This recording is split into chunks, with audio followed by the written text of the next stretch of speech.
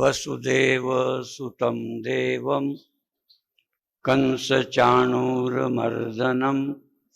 देवकी परमानंदं कृष्णं वंदे जगद्गुरुं कृष्णं वंदे जगद्गुरुं कृष्णं वंदे जगद्गुरुं।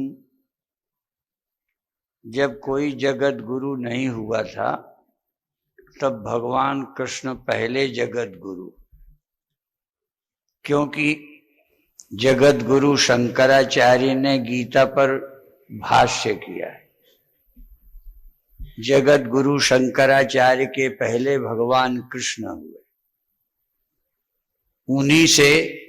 और वह योगेश्वर भी, जो लोग अवतार नहीं मानते वो भी कहते हैं योगेश्वर भगवान। योगेश्वर, योगेश्वरों में भगवान कृष्ण का भी नाम है और योगेश्वर भगवान शंकर भी है।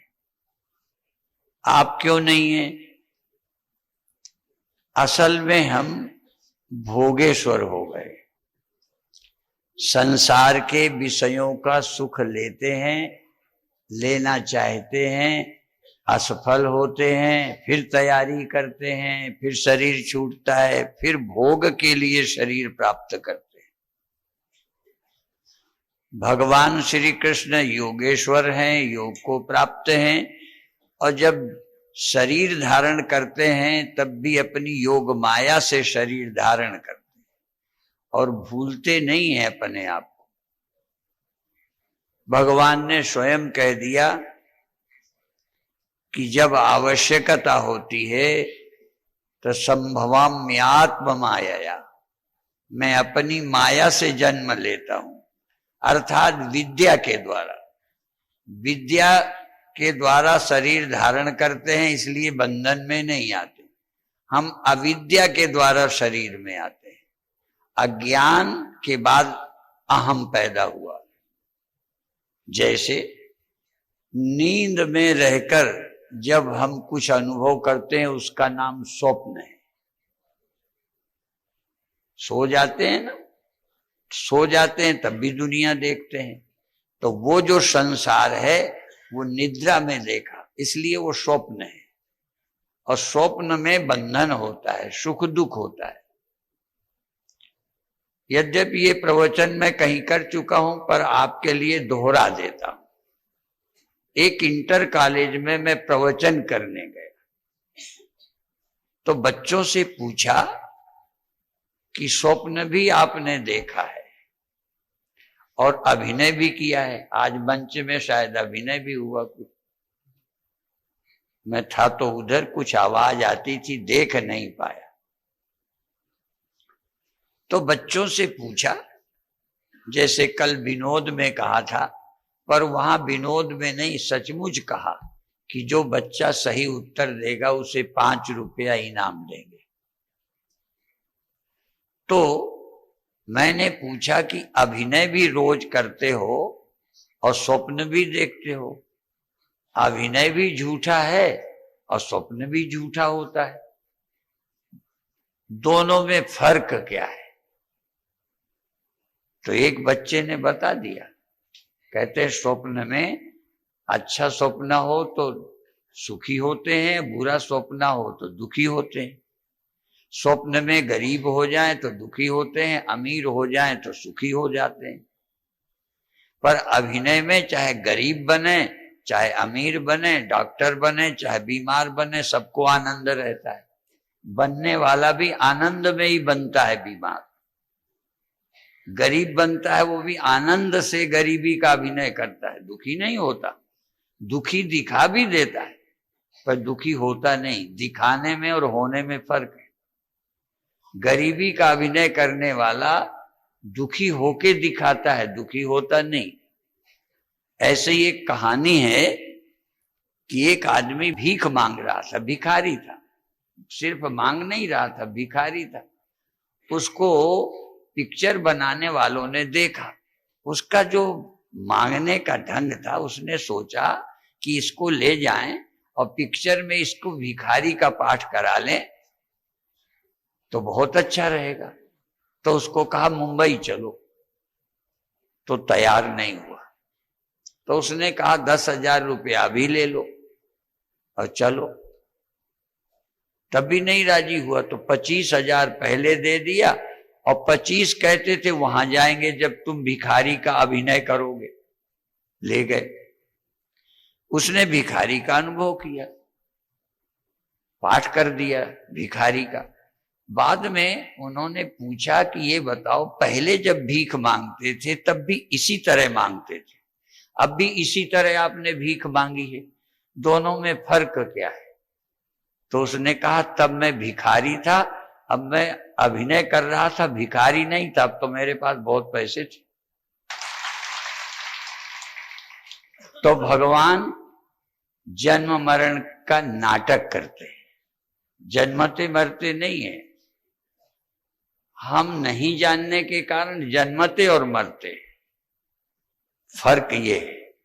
इसलिए परमात्मा अपनी माया से जन्म लेते हैं, संभवाम्य आत्म माया।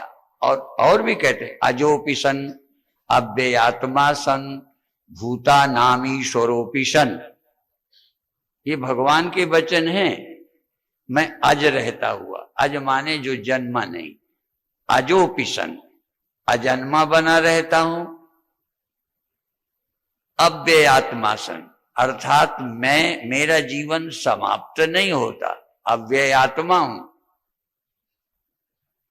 फिर भी अजोपि सन अव्यात्मा सन, और दीनहीन नहीं, भूतानाम ईश्वरोपि सन प्रकृति का स्वामी होता हुआ, संभवाम में आत्म माया मैं जन्म लेता हूं। इसके कारण भगवान जो भी करते हैं, जन्म मरण सब उनका ड्रामा है, लीला है, खेल है। हम आत्मा से अनभिज्ञ हैं, इसलिए जन्मे लगते हैं, मरे लगते हैं। उसी के लिए स्वप्न और ड्रामा, ड्रामा वाला मरने का भी ड्रामा कर दे तो भी मरता नहीं, अंदर से खुश रह के बाद में उसे होता है कितना अच्छा मैंने ड्रामा किया। और मैंने सुना ही है, इन्हीं की है या किसी की, कि एक ड्रामा करने के लिए मंच में पहुंचा, पर ड्रामा क्या था? लड़की की छेड़छाड़ का, बलात्कार का। अब उसने ड्रामा किया, लड़की चिल्ला रही, उसने पकड़ा, खेल था, ड्रामा था। तो एक सभा में उठकर ड्रामा करने वाले को जाके 2-4 छप्पड़ मार दिए। उसको बर्दाश्त नहीं हुआ कि ये क्या करता है, तो जाके थप्पड़ मारे। तो जो जिन्होंने ड्रामा कराया था उन्होंने गलती मानी कि भाई आप यहां आए, इन्होंने आपको मार दिया, हमें क्षमा करो। कहने लगे क्षमा तो तब करूं जब गलती हुई हो, मेरा इतना अच्छा ड्रामा था कि देखने वालों को धोखा पड़ गया, इससे अच्छा और ड्रामा क्या हो सकता। अर्थात आज तक मुझे ड्रामा का सच्चा पुरस्कार यहां मिला है। इतना ड्रामा अच्छा था कि लोगों को ड्रामा ही नहीं लगा। तो भगवान भी इसी तरह जन्मते मरते दिखाई देते हैं, ऐसा ड्रामा करते हैं कि लोग पहचान नहीं पाते कि ये भगवान है, भगवान होते हुए, पर हम नहीं जानते। इसलिए हमको भी आत्मवित होना चाहिए, आत्मवेत्ता। आत्मा क्या है? एक सूत्र आज बताएंगे, है तो कठिन पर फिर भी। नास्ति अकृतः कृतेन, अकृत की प्राप्ति करके नहीं होती, कर्म से अकृत की प्राप्ति नहीं होती। ये मंत्र है, सिर्फ मैं व्याख्या करता हूं। नास्ति अकृतः कृतेन, कर्म के द्वारा अकृत की प्राप्ति नहीं होती। कर्म के द्वारा तो किया जाता है, जैसे घड़ा कृत है, बनाया गया फिर प्राप्त हुआ। मकान कृत है, अर्थात किया गया तब प्राप्त हुआ। मिट्टी पहले थी, मिट्टी मिस्त्री की बनाई नहीं है, मिट्टी अकृत है। तो घट कृत है, बिल्डिंग कृत है, मिट्टी अकृत है। अकृत के पाने के लिए मिस्त्री नहीं चाहिए। अकृत तो है और कृत में भी विद्यमान रहता है। जैसे घड़ा कृत है तो अकृत मिट्टी उसमें उपस्थित है। यदि अकृत ना हो तो घड़ा सिद्ध ही नहीं हो सकता, अकृत ना हो तो मकान दिख ही नहीं सकता, अकृत के विद्यमान रहते। इसी तरह से भगवान कृष्ण का कल हम श्लोक बोल रहे थे, बोलना कुछ और चाहते थे पर हमारी स्मृति में कल आया ही नहीं। 2-3 बार श्लोक उठाया तो वो उठा लेते थे, समोहम सर्वभूतेषु न मैं द्वेषे उस्ति न प्रिया। ठीक है, मैं सब में बराबर हूं, पर भगवान ने कहा विनश्यत्सु अविनश्यंतम यह पश्यति सपश्यति। विनष्ट होने वाले में जो अविनाशी को देखता है वही, दूर नहीं। हमें क्या लगता रहता है अविनाशी कहीं चौथे आसमान में हो। भारत में नहीं, विश्व में ऐसे संप्रदाय हैं जो भगवान को चौथे आसमान में मानते हैं और कोई 7वें में मानते हैं। सिर्फ भारतीय ऋषि मुनि हैं जो भगवान को कण कण में व्यापक मानते हैं। और हमारे गुरुओं ने भी कहा घट घट में हरजू बसे, माने परमात्मा हर शरीर में रहता है। कई बार ये होता है कि भगवान को तो सब मानते हैं, आप भी मानते हैं, हम भी मानते हैं, पर अभी तुम्हारे भगवान में हमारे में फर्क है। और तो छोड़ दो, अन्य मजहब के छोड़ दो, आप उस भगवान को मानते हैं जो आपके कष्ट दूर। आप प्रार्थना करें, उनको जाने चाहे ना जाने, आप जानते नहीं हैं, प्रार्थना करते हैं, आपका काम सिद्ध हो जाता है। ठीक है, आपके भगवान आपको मरने से बचा लेते हैं, बीमार हो प्रार्थना की बच गए तो खुश होते हो। आपके भगवान, फर्क समझ लेना। हम आपके और अपने भगवान में भी फर्क समझ रहे, और यही जरूरी है। हम उस भगवान को मानते हैं कि इस मरने को बचाते नहीं, फिर भी नहीं मरते। क्यों? हमने उस भगवान को जो हमारे अंदर बैठा विद्यमान है सबके अंदर, उसको हमने प्राप्त किया, उसका भजन किया। उसके भजन से क्या हुआ? देह कांत हुआ, हमारा नहीं हुआ। आप तभी तक भगवान के भक्त हैं जब तक वो बचाता है, और ना बचाए तो आप कल परसों बताया थे कि भगवान को फेंक देते हो। हमने इतना माना, ये नहीं हुआ, और तो गुरु से भी नाराज हो जाते हो। आपने बहुत आग्रह किया, चरण डाल दो, चरण डाल दो, चरण डाल दो, नहीं गए तो कहते अब तो हमने आगे से भुला नहीं। माने तुम अपने भगवान को आज नहीं कल छोड़ दोगे। हम अपने भगवान से नाराज हो जाएं तब भी वही गति है, और कहीं जा ही नहीं सकते। नाराज हो जाएं कि तुमने हमारी मौत नहीं हटाई तो क्या करेंगे?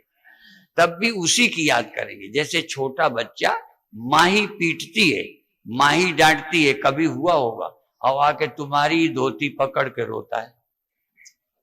सयाने ऐसा नहीं करते, सयाने तो पीटने वाले को दुश्मन मान लेते हैं। अब बच्चा पीट भी गया और अपनी माँ से ही फिर खेलता है, गोदी पकड़ता है। तो हम यदि हमें तकलीफ भी हो जाए तो उसी की याद करेंगे। क्यों?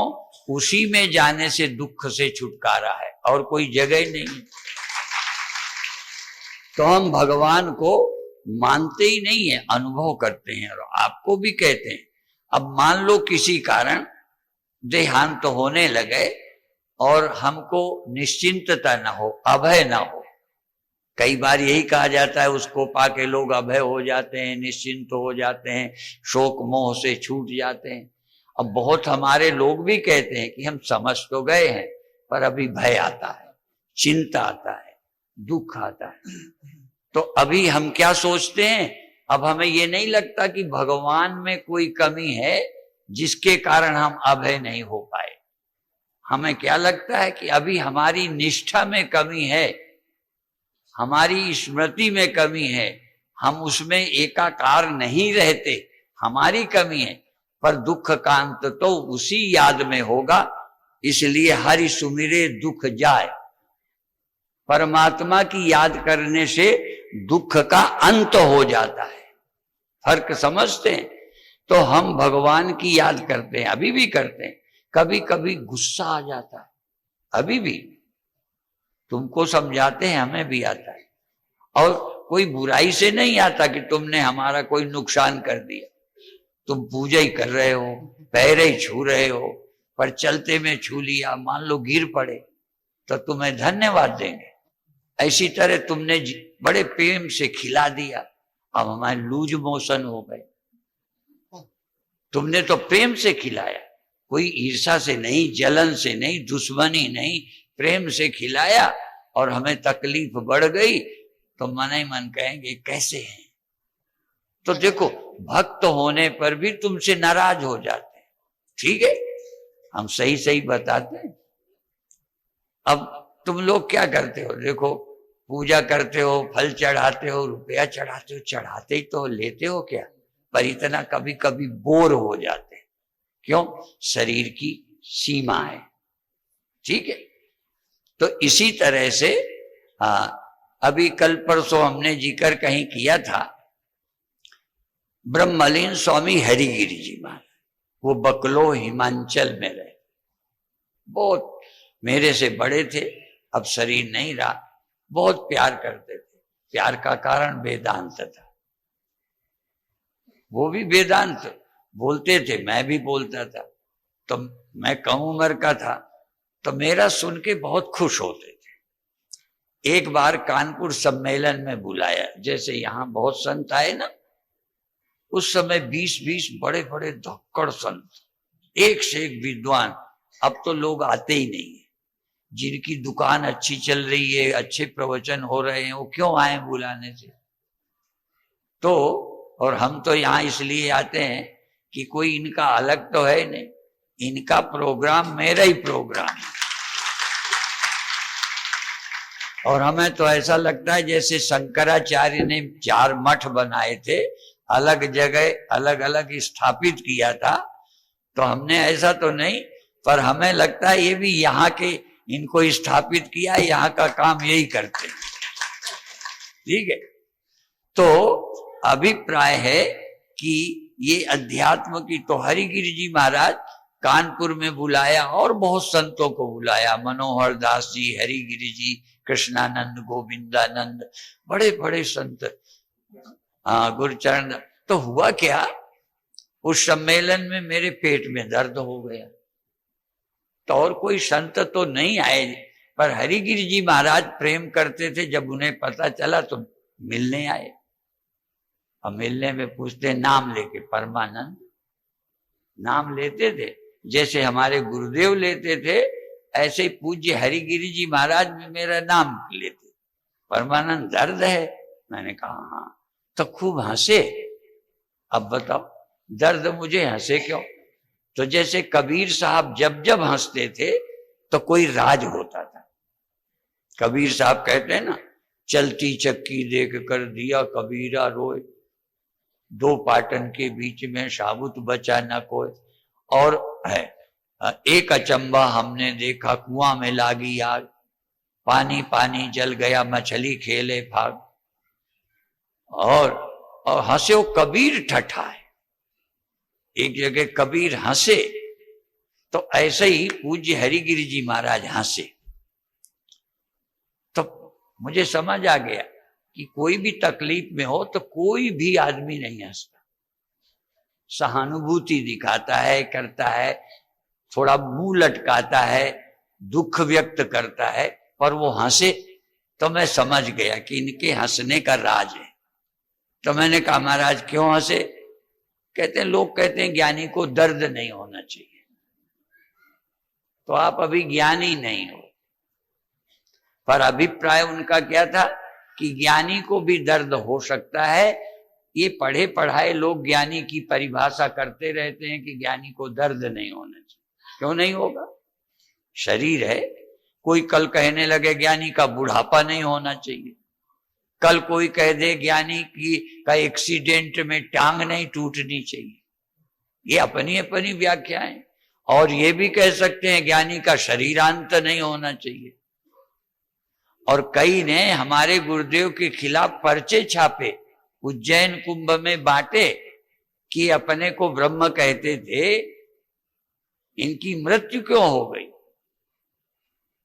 फर्क समझ रहे हो? अब मृत्यु हो गई देह की, वो ब्रह्म है। तो मैंने कहा भाई चलो ब्रह्म कहने वालों की मृत्यु नहीं होती, या हो गई तो अंधेर हो गई, पर उस संप्रदाय के लोग अपने को जीव मानते। तो मैंने यहां नाम नहीं लेना, क्योंकि किसी संप्रदाय का खंडन लक्ष्य नहीं है, लक्ष्य है बात बताना। तो मैंने कहा भाई इस संप्रदाय में जीव तो मानते हैं, जीव की भी तो मृत्यु नहीं होनी चाहिए, तो क्यों मर गए? तो यही कहना होगा जीव नहीं मरा, जीव ने तो देह छोड़ दिया। तो ऐसे ही ब्रह्मज्ञानी जो अपने को शिवो हम कहते हैं, आम ब्रह्मास्मि कहते हैं, उनके देह का अंत हुआ है, उनकी मृत्यु नहीं हुई। नहीं तो परीक्षित ने कथा सुनी, सांप ने काट लिया, फिर कहोगे कथा से क्या लाभ हुआ? कथा से लाभ हुआ कि देहो हम अभिमान छोड़कर अहम ब्रह्मास्मि ज्ञान पैदा हो गए। इसलिए ये अहम ब्रह्म ज्ञान ये बहुत आवश्यक है। अहम ब्रह्म, और अहम जानते हो देह थोड़ी है अहम। अहम आपके अंतःकरण में अहम वृत्ति है। जब जगे तब मैं हूं ख्याल पैदा हुआ। जब गहरी नींद में थे देह में कोई अभिमान था क्या? देह में मैं हूं ऐसा कोई ख्याल है? तो मैं हूं का ख्याल मन बुद्धि चित्त अहंकार इनमें पैदा होता है। जब मन बुद्धि होते हैं तो मैं हूं ख्याल पैदा हुआ और देह का अभिमान हो गया।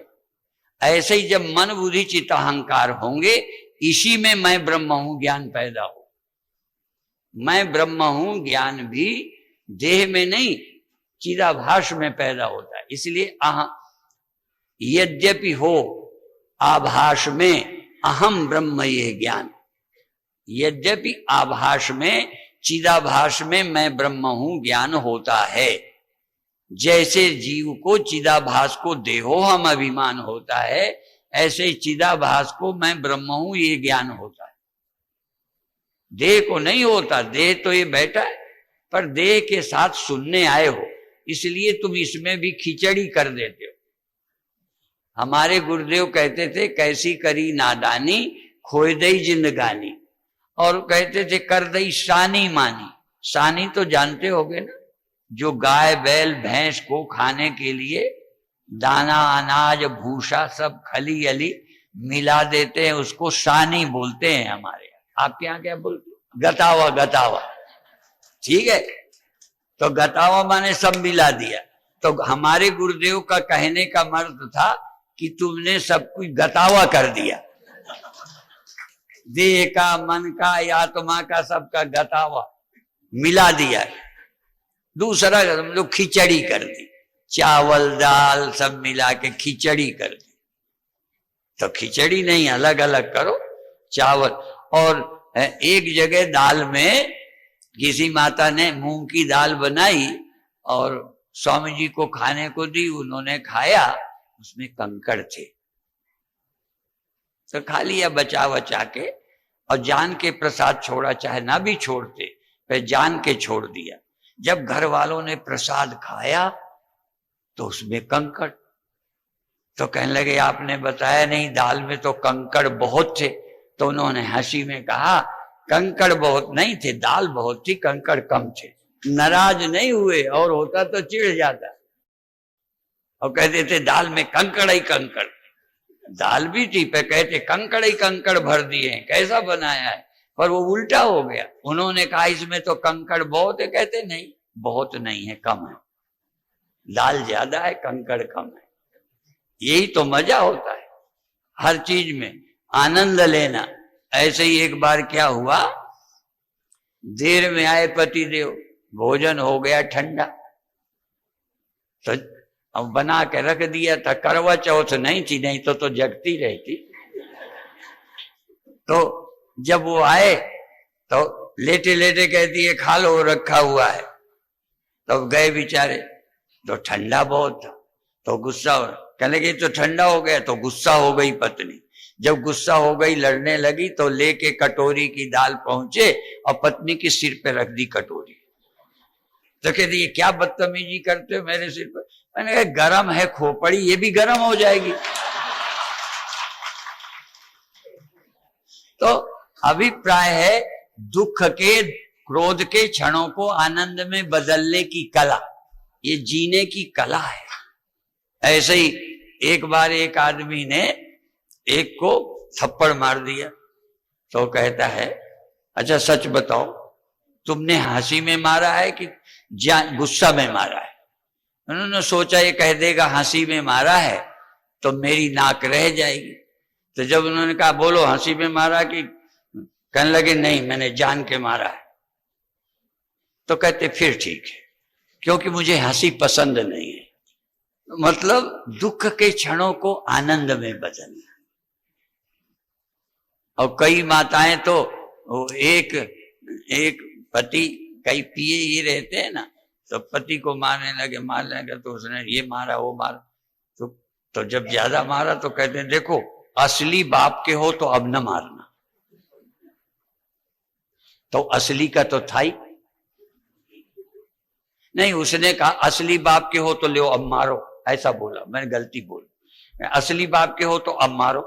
तो उसने फिर मार दिए, क्योंकि असली का था ना। कहना तो ये चाहिए था असली बाप के हो तो ना मारो तो मैं जानू, तो असली बाप का होता तो ना मारता, ठीक है ना। तो पिटने के लिए ऐसी बात कह दी कि न पिटती हो तो पिट जा। तो बोलना बड़ी कला है। कैसे बोलना, दुख को हटाना, चिंता के समय को। इसीलिए तो बड़े बड़े ज्ञानियों के लिए कहते जड़वत, अंधवत, बधिरवत। ज्ञानी बहरे की तरह, सुन लिया तो भी नहीं। बधिरवत, अंधवत, अंधे की तरह रहना चाहिए। अब बूढ़ों को तो ये सीख लेना चाहिए। घर में जो बूढ़े हैं ज्यादा ना देखें क्या कर रहे हैं, नहीं तो तुम्ही को घर छोड़ना पड़ेगा। तो अंधे की तरह देखते हुए नजरअंदाज करो। क्या कहा सुना ही नहीं। हाँ, और बड़े बड़े ज्ञानियों का है, हमारे साथ भी बहुत ऐसा हुआ। पर विवेकानंद का तो हमें मालूम है, विवेकानंद ट्रेन में थे तो साधु को लोग ये समझते पढ़े लिखे तो होते नहीं, ऐसे ही बन जाते हैं साधु, काम धंधा नहीं हुआ तो ठीक है। तो वो ट्रेन में थे तो दो पढ़े लिखे अंग्रेजी में साधुओं की निंदा करने लगे। साधुओं के खिलाफ बहुत दुनिया है, कुछ न कुछ बोलते ही रहते। और माताएं तो पहले भिक्षा लेने चले जाए तो कहते थे हट्टा कट्टा है, काम नहीं होता तो भिक्षा लेने चला है, ऐसे बोल देती माता। और साधु जान के भिक्षा इसीलिए करते थे कुछ कहेंगी तो सहन शक्ति बढ़ेगी, ये तपस्या है। तो विवेकानंद लेटे थे, दोनों अंग्रेजी में साधुओं को ऐसे होते हैं, साधु ऐसे होते हैं, ठग होते हैं, ये करते हैं, दुनिया को बेवकूफ बनाते हैं, अंग्रेजी में बोलते रहे। मुझे अंग्रेजी आती नहीं। तो विवेकानंद ऐसे आराम से लेटे रहे जैसे कोई मतलब ही नहीं, जैसे सुना ही नहीं। आपके खिलाफ कोई बोले तो एक तो जवाब दोगे, ना भी दोगे तो आपकी चेष्टा से पता चल जाएगा। पर विवेकानंद को देख के पता ही नहीं चला कि कुछ इन्हें पता है। जब सब बात कर चुके, जब कुछ देर बाद टीटीआई आया तो विवेकानंद ने अंग्रेजी में टीटीआई से पूछा कि यहाँ ब्रेकफास्ट वगैरह मिलेगा? टीटीआई ने कहा मिलेगा। तो जब अंग्रेजी में टीटीआई से बात की तब वो दोनों चौकन्ने हो गए। चौकन्ने का अर्थ जानते हो ना क्या होता है? अरे भी चार कान का। देखो कई बातें सुनने में 2 के 4 और सहस 10 काना, हजारों कान हो जाते हैं। कथा सुनने में हजारों कान हो जाना चाहिए, पर हम निंदा सुनने में हजारों कान कर लेते, खूब सुनते, और कथा में तो दो ही भी नहीं रहते। तो वो दो चौकन्ने का मतलब ये है कि दो कान की जगह चार हो गए, चौकन्ना, ठीक है। तो चौकन्ने हो गए दोनों। फिर कहते हैं आप तो अंग्रेजी जानते हो। विवेकानंद ने कहा हाँ। तो कहते जब हम बात करते थे तो आप बोले क्यों नहीं? कहते तुम आपस में बात करते हो, मुझे क्या लेना देना। तो ये है, शांति चाहिए तो जैसे सुना ही नहीं। इसलिए महात्मा गांधी कहते थे ना, तीन बंदर, कान, सुनो नहीं, देखो नहीं, बोलो नहीं। खैर और कहीं लागू होना हो, राजनीति में तो ऐसा नहीं होना चाहिए। देखो, बोलो, हाँ, नहीं तो देश बर्बाद होगा। लेकिन अपने घर में बूढ़ों को चाहिए गांधी की बात सीख लें, देखते हुए भी ना देखें और जानते हुए नहीं बोलें, ठीक है। मूर्ख की तरह रहें जैसे पता ही कुछ नहीं। 4 दिन जिंदगी के कट जाएंगे। पर कई लोग कहते हैं हाँ हम तो झूठ नहीं बोल सकते, हम तो सच बोलेंगे। हाँ, कई बोलते हैं ऐसे, सच बोलेंगे। तो हमने पंजाबी में कहावत सुनी, हमें पूरी याद नहीं है, पंजाबी तुम्हें आती है और पंजाबी तुम सुधार लेना। तो एक दुकान में एक लड़का गया, तो हालत खराब, तो उसने कहा ये क्या हुआ? कह मैं सच बोल देता हूं तो घर में रह नहीं पाया। एक साधु भिक्षा लेने गया और ख्याल में क्या आया, अंदर थी भैंस। फिर कहता है यदि अंदर भैंस मर जाए तो कैसे निकालोगे? अब जिसके घर खाया, जिसके घर खीर खाई, उसी के यहाँ। अब बात है दिमाग में तो आई पे, बोलना थोड़ी चाहिए। बोल दिया कि यदि भैंस मर जाए तो कैसे निकालोगे इतनी बड़ी भैंस। तो उन्होंने डांटा, तब बेचारे अध खाए भागे, ठीक है। तो अर्थात बोलने से कोई लाभ तो है नहीं।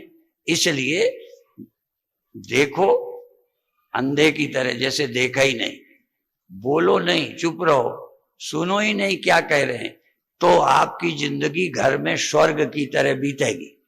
और ज्यादा बोल चाल की तो घर चाहे कुछ हो, तुम्हें कहीं और का ही रास्ता अपनाना पड़ेगा। वृद्धाश्रम, ठीक है ना।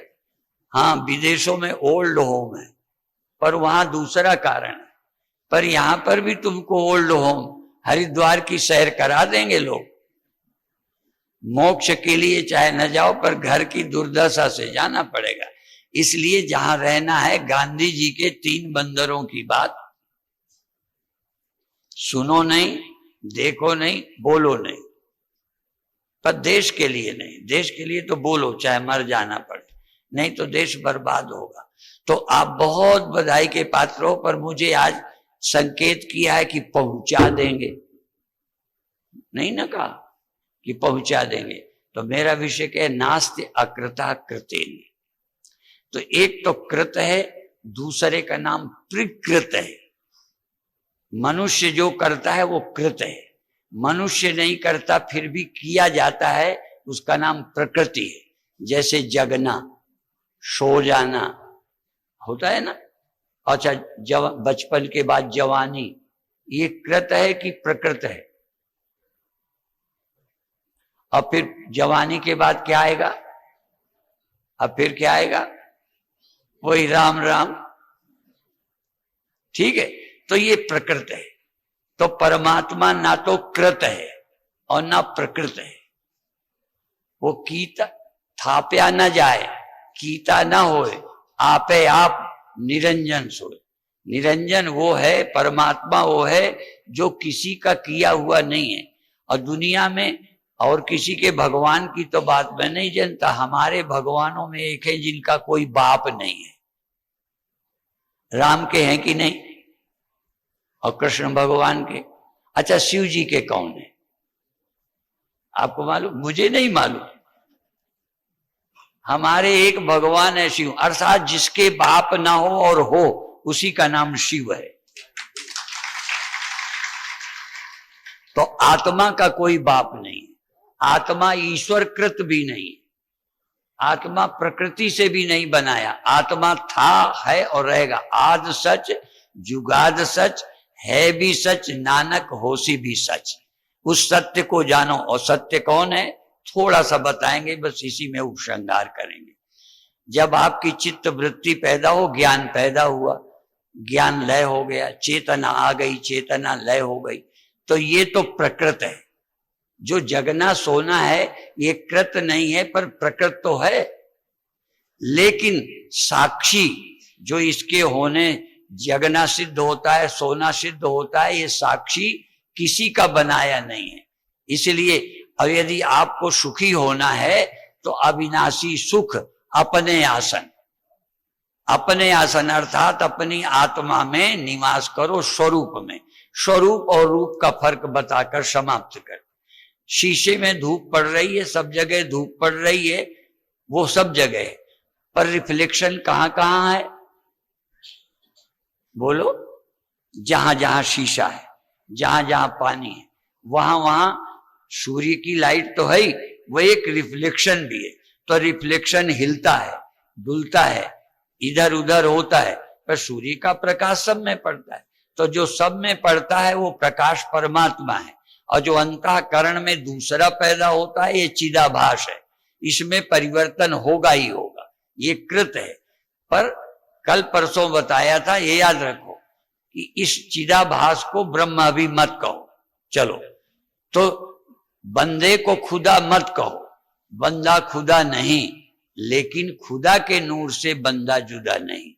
माने रिफ्लेक्शन को सूर्य मत कहो, रिफ्लेक्शन को सूर्य का प्रकाश मत कहो, पर रिफ्लेक्शन सूर्य के प्रकाश से जुदा है क्या?